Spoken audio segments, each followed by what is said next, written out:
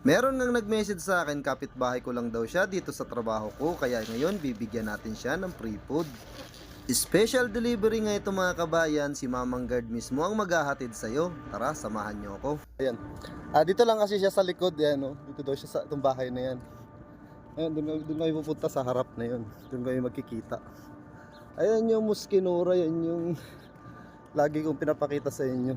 Maglalakad lang ako kasi free delivery to galing kay Mamang Guard. Siyempre, unahin natin bigyan yung malalapit.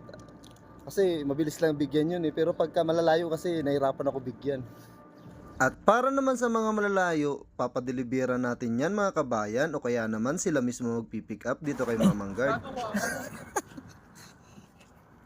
Ayan si kabayan, oh.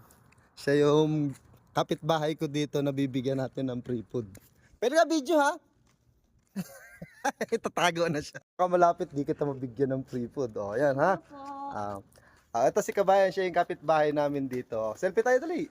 1, 2, 3. Okay, okay na yan. Sige, maingat. Kaya kung gusto mo rin ng free food, comment ka lang dyan sa baba, kabayan.